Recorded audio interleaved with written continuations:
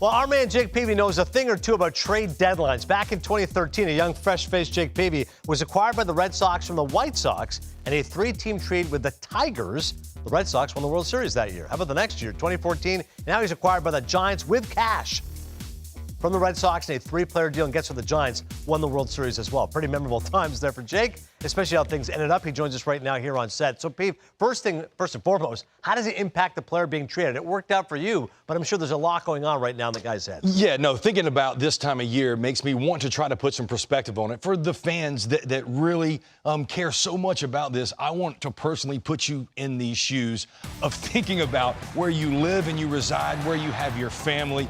You're seeing here in Boston, you get extremely comfortable in that place. The next thing you know, you wake up, you're in San Francisco.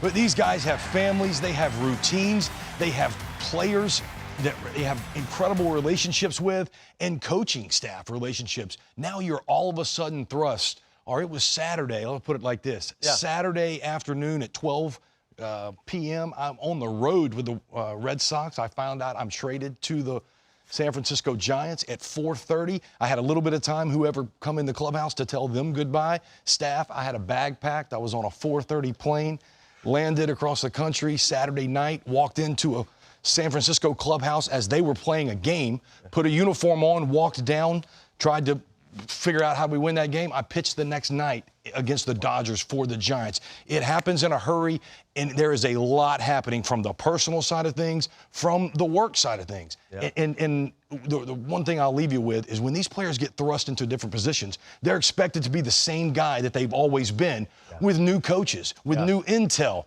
Awfully tough thing, but exciting thing at the same time. Yeah, I imagine at least initially you're riding that adrenaline, and after that you kind of take a deep breath and say, okay, what are we doing here? Let's figure things out, and hopefully guys welcome me to the team. All right, with the trade deadline right around the corner, August 1st, 6 o'clock Eastern, give me a starter under the radar you think could have a big impact for a team. Well, this is under the radar is the key word here. There's a lot of starters out there going to help. But I love the right-hander Lance Lynn in Chicago.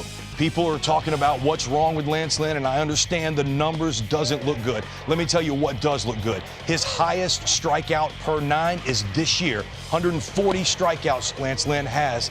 The velocity, the stuff is still there. This guy right here is just a few years off being in the top 3 of Cy Young contenders. Our good buddy Mark DeRosa, great baseball man, loved this guy being in his clubhouse during the WBC. He would be an integral part to a team that needs pitching. He's dependable, he's veteran savvy, and he's a bulldog.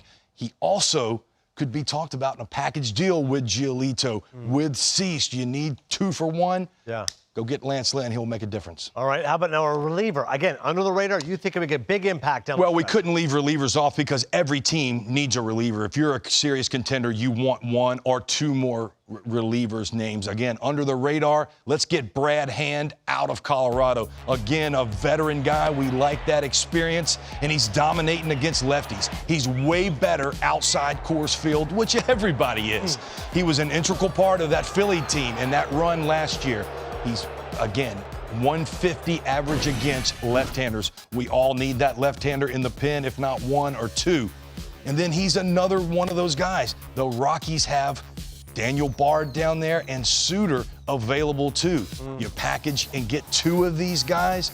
Brad Hand will help, as will Lance Lynn. Any teams they go to will be happy to get them. Veteran guys who could push your team over the edge. And as you said, I don't know one team, Pete, that does not want a reliever. I don't care who you are. You'll always say, you know what, I could use another arm, and especially a lefty like Hand with experience. He can close or be a setup guy. You can go get, if you're trying to get all 3 of those guys are expendable in Colorado who's out of it and needing to move. You get Bard and 2 left-handers, they would go right into, they would take 3 spots off a contending team right now, and that contending team would be happy to have them.